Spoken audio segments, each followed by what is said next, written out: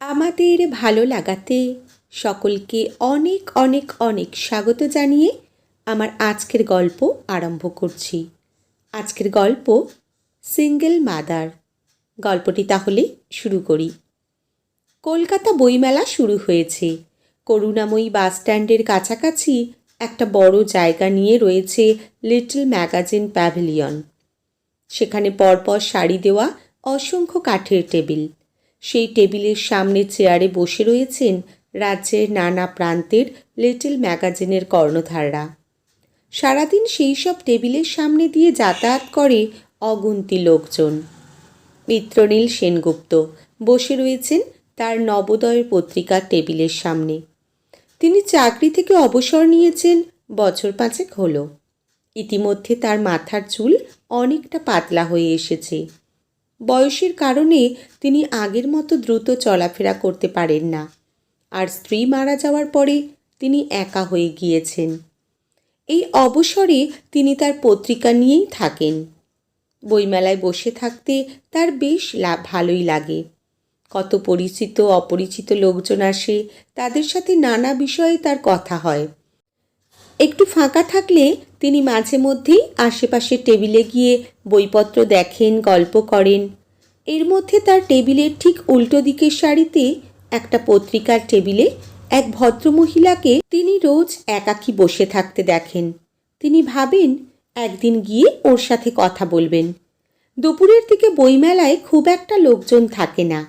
সেই অবসরে তিনি সাহস করে এগিয়ে যান সেই পত্রিকার টেবিলের দিকে। টেবিলের ওপাশে এক বয়স্কা ভদ্রমহিলা বসে রয়েছেন। ভদ্রমহিলার চোখে মোটা ফ্রেমের চশমা, মাথার চুলে খানিকটা পাক ধরেছে।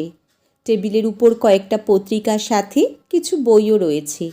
তিনি একটা পত্রিকা হাতে নিয়ে উল্টে পাল্টে দেখতে থাকেন।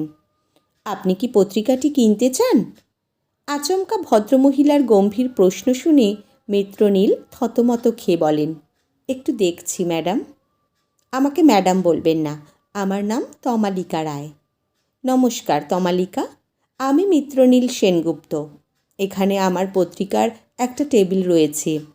হ্যাঁ, আপনাকে আমি দেখেছি। তা আপনার টেবিলে অন্য কাউকে তো দেখছি না। আমি একাই অহল্যা পত্রিকাটি চালাই। আর পত্রিকার লেখা জোগাড় করেন কিভাবে? সে আমার পরিচিত লোকজন ও ছাত্রছাত্রীরা লেখা পাঠিয়ে দেয়। বাহ, এ তো পুরো আমারই মতো। আপনি কি শিক্ষিকা? হ্যাঁ, একটা কলেজে বাংলা পড়াতাম। বছরখানেক হলো আমি অবসর নিয়েছি। আর এই বইগুলো? ওগুলো বিভিন্ন সময়ে আমারই লেখা। কলেজের ছাত্রছাত্রীদের গবেষণায় কাজে লাগবে। দারুণ তো। আর আপনার পরিবার? আমি বলতে গেলে একাই। তবে আমার দত্তক নেওয়া এক মেয়ে আছে, তার নাম তিতির। একাদশ শ্রেণীতে পড়ে। আপনার স্বামী কি? আমি বিয়ে করিনি, সিঙ্গেল মাদার বলতে পারেন। অসাধারণ। আপনার কথা কিছু বললেন না তো? আমি সরকারি অফিসে চাকরি করতাম। বছর 5 হলো অবসর নিয়েছি। মাঝে গিন্নি মারা গিয়েছে। একমাত্র ছেলে বিদেশে থাকে। এখন নবোদয় পত্রিকাটি চালাই। তার মানে আপনিও পত্রিকা নিয়েই আছেন? তা বলতে পারেন। আপনার সাথে কথা বলে খুব ভালো লাগলো। আমারও।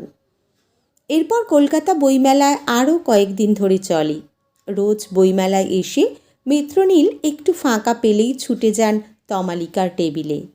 সাহিত্যের পাশাপাশি দুজনের মধ্যে চলে সুখ দুঃখের নানা গল্প। বইমেলার ভিড়ের মাঝে কিছুটা হলেও এক নতুন উদ্দীপনা জেগে ওঠে তার জীবনে। গিন্নি চলে যাওয়ার পর তিনি যতটা মুষড়ে পড়েছিলেন, সেই মানসিক অবসাদ তিনি কিছুটা হলেও কাটিয়ে ওঠেন। দেখতে দেখতে বইমেলার শেষের দিনটা চলে আসে। বিকেলের দিকে লিটল ম্যাগাজিন প্যাভিলিয়নে লোকজন গোছগাছ শুরু করে দিয়েছে। অনেকেই এসেছে দূর দূরান্ত থেকে। সন্ধ্যার আগেই হয়তো তারা বইপত্র নিয়ে রওনা হয়ে যাবে। কিন্তু মিত্রনীলের সেসব খেয়াল নেই। তার মনের মধ্যে এক অদ্ভুত বিষণ্ণতা কাজ করছে। পরদিন থেকে তাকে ফিরে যেতে হবে সেই গতানুগতিক একাকী জীবনে। এরপর তিনি হয়তো আর তমালিকার দেখা পাবেন না। এই কদিনে ভদ্রমহিলার সাথে তার কেমন একটা যেন একটা আত্মিক যোগাযোগ তৈরি হয়ে গিয়েছে। এরপর নিজের টেবিল ফেলে তিনি এগিয়ে যান ভদ্রমহিলার টেবিলের দিকে।